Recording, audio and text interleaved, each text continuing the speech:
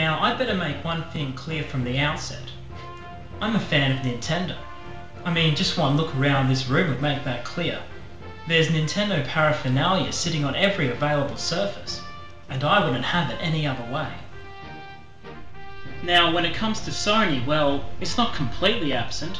I do have a PlayStation, displayed proudly here, behind my Soundic programmable. But yes, I never had one of these growing up, so I can't pretend to have any nostalgic ties with it. To be honest, I think I'm still a little bitter that they stole the market away from Nintendo.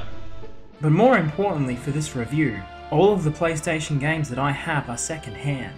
Well, admittedly most of my games are, but on the PlayStation it's a bigger deal, as an optical medium isn't as durable against careless owners, and my copy of Army Men, Sarge's Hero certainly wasn't looked after. For starters, its label is so faded that at first I thought it was a pirate copy, until I saw its telltale black underlay. Looks like someone's been chewing on it. I can't see this working well. And before you can say 3DO, my fears are confirmed. It's scratched, and badly. Every bit of audio and video in this game stutters, as though it was being buffered on a poor internet connection. But at least the game runs, so I'll do my best to look past this. So Army Men is a third-person shooting game based on a type of plastic toy that dates back to the 1930s. These humble toys made their transition into the video game world following a surge of popularity in the mid-1990s for some reason or another. Not to suggest that this was a deliberate move to cash in on... Well, whatever license it's trying to use, it does it well. It plays to the strengths of CD-based technology by using animated CGI cutscenes to structure the game's plot.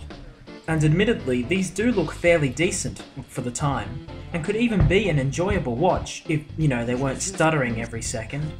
For 90s animation buffs, all of the male soldiers in the game are voiced by the well-worn tones of Jim Cummings, known for voicing, well, soldiers mainly. And the one token female, Vicky, is voiced by Susan Additional Voices Blue. From what I can tell, Vicky works behind the lines of the Tan Forces as a double agent. You can trust me. I know I can. Oh, of course you can't trust her. She's got green hair, for crying out loud. In a rather bizarre design choice, you can choose to watch any cutscene from the game immediately, before you even start the campaign. But I guess that's a good thing because, well, yeah. First things first, this game looks awful. And I don't mean that as a superficial comment, because this game's visuals directly detriment its gameplay.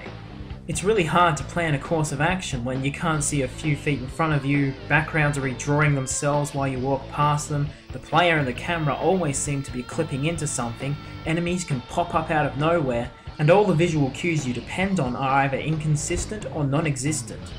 Within just 5 minutes of playing, I've seen all types of graphical glitches, and I'm not even looking for them. You can't blame all this on a scratchy disc. But all things considered, these visuals can be forgiven. The controls, however, cannot.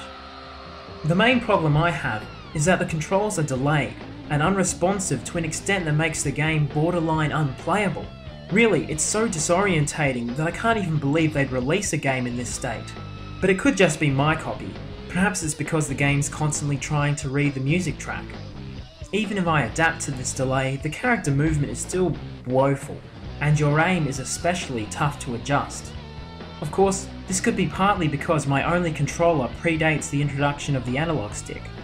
But my main gripe is not having a choice between inverted and non-inverted Y-axes. Even back when this was made, it should have been clear that there are players with an innate preference for either control style. To not accommodate both is just mean. So, aiming is unintuitive and sluggish, and your enemies are hard enough to hit at the best of times. Look, I'm shooting at him point blank. Why isn't he responding? Oh.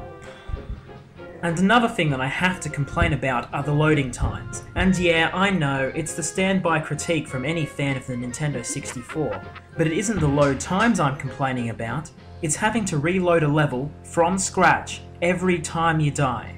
You have to let 50 grueling seconds tick by just to try again. That's not a hardware issue, that's purely poor code design. Gotta be honest, I'm not having much fun. I spent most of my time playing the boot camp mode, as battling the game's controls is hard enough without battling actual enemies. But this mode has its own share of frustrations. Your task is to complete training areas for the game's array of weaponry. The location of these ranges may be indicated on your map, but there's no indication of when you've completed them, or how to complete them, or anything else.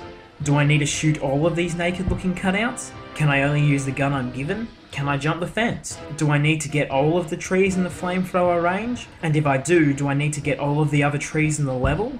You just have to keep going, hoping that eventually you'll stumble on whatever arbitrary thing the game wants you to do. Well, I destroy everything in every range, and it still says I'm not done, with no indication of what I need to do. My last guess is that I missed a mine in the minesweeping area. Using the minesweeper is tediously slow, so I just risk it and run through the field as much as I can. Not that it matters. Look, I can walk right over this mine and not blow up. Until I reach the exit, that I've already checked is mine-free. Did it just wait a few seconds to make me think I was fine before making me spontaneously combust? That sounds familiar. Frustrated, I just lob a grenade into the air for no reason, and when it blows up, it tells me my objective is complete. But there was nothing... oh, whatever. So I return to the start of the level, and it tells me I'm done. Then it gives me about 10 seconds to play freely, just long enough to make me think it will never end, before yanking me back to the main menu. Yeah, I'm done here. This game, it's just a mess. And yeah, I know a lot of that can be attributed to the condition of my disc, but not all of it can. As one of my first forays into the world of PlayStation gaming, it wasn't a very warm welcome. But, die-hard Nintendo fan though I am, I can admit that on this system, it does get a lot better.